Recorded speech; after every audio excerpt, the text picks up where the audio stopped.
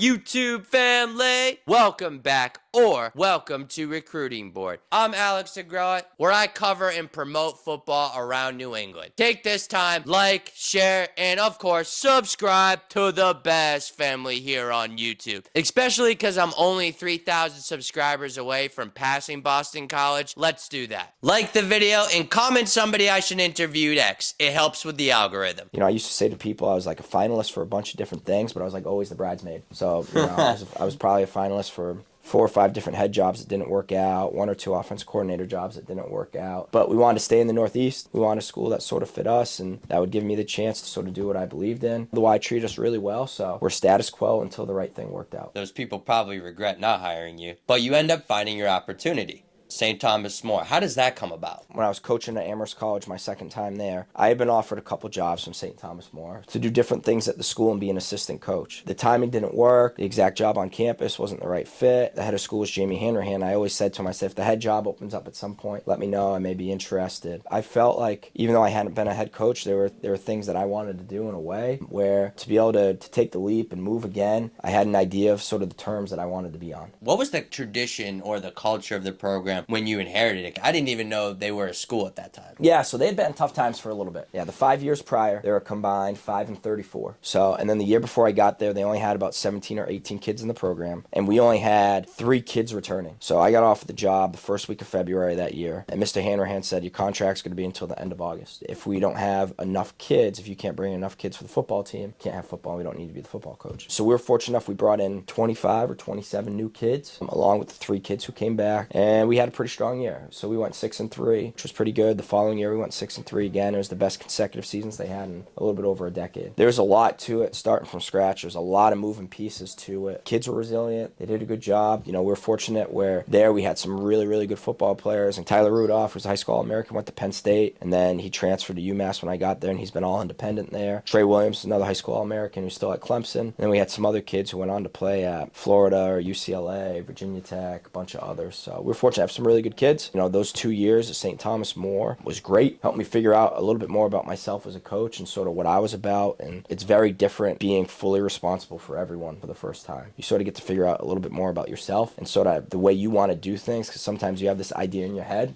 and then you actually do it, and it doesn't always play out the way that you had imagined it for months in your head when you're running these simulations through. I think we really turned the program around. We sort of put them on the map where now a lot of schools go, and they hired Jason Manson, who did a really good job there, and Ernest Anderson's doing a good job as well now. I'm forever thankful for them giving me my first opportunity to be a head coach. I had 25 kids come in from, you said February to August. You had 25 kids. Coach, that's an offense and a defense with some special teams guys. 25 people is not like a small amount of people, Coach. Oh, it was a lot. The first kid that said yes was Dex Lawson, great kid from Bloomfield. He's now playing in the CFL for the Hamilton Tiger Cats. Was an All-American at Central Connecticut State and grad transfer to Appalachian State. Tyler Rudolph was the second kid, and those both happened right around the first week of April. And then it was a trickle, but the last kid we took was Anthony Red, who went on to play at Syracuse, and he enrolled like the second day of preseason. It was a hustle 24/7. So very, very different than like your traditional prep school where like when I was at Loomis, the school was like 98% done April 10th. We're at STM, like we're always enrolling, which was awesome. If we had the kid that was the right fit, a lot of the times that we'd have the ability for them to have an opportunity no matter where we were through the spring and summer. And we did a really good job of sort of growing the student body that way. But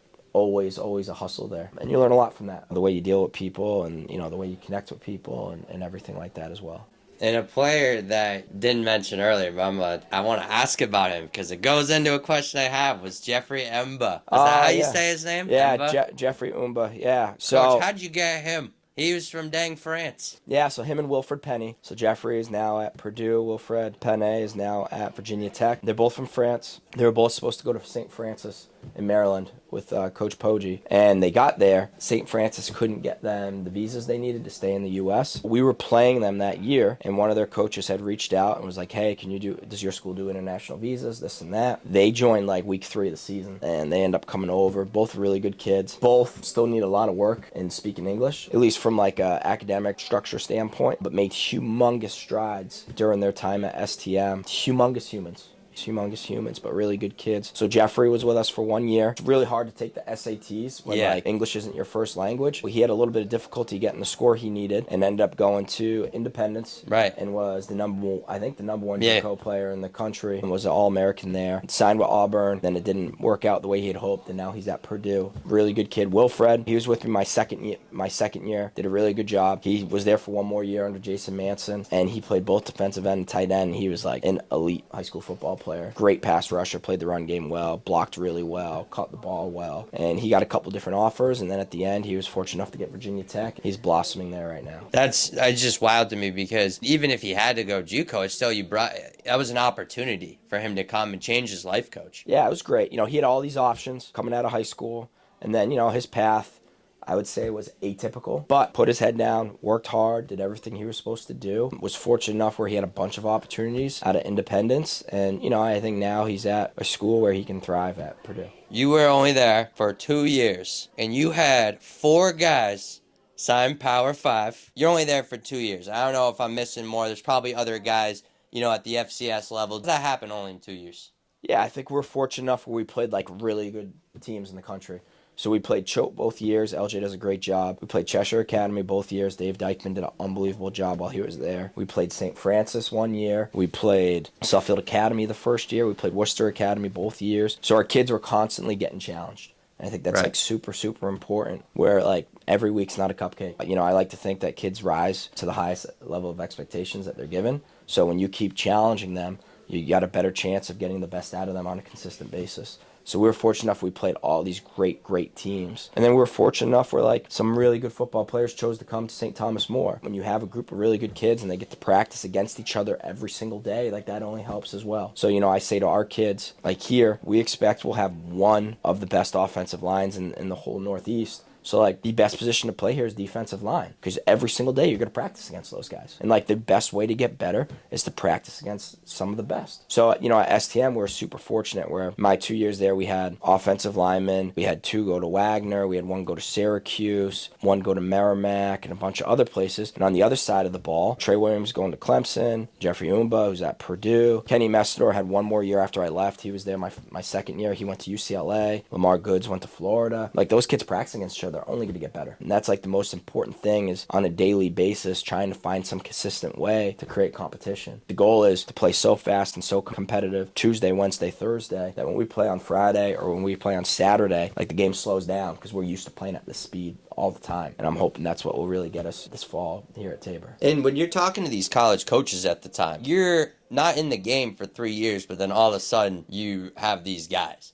Talk about how you got their attention. The easiest way to get colleges to visit your school is to have really good football players. Like, that's the easiest way. So, like, we were fortunate with my first year. We had Tyler Rudolph, who's a top 250 player in the country. Trey Williams, who by the time he graduated was a top 100, 150 player in the country. So Trey's a sophomore, Tyler's a junior my first year. We got all these schools coming to see those two. Right? Both of them had probably somewhere between 30 to 50 Division I offers by the time they were done. But at that time, when those schools come to see player A and B, you introduce them to C, D, E, F. Like, our best example, George Caratan was our punter our first year. Coach Brown and Coach Harbaugh from Michigan come up and visit. They're there to see Tyler and Trey, who both are offered by them. And then Coach Harbaugh's like, do you have anything else? I said, well, are you looking for a punter?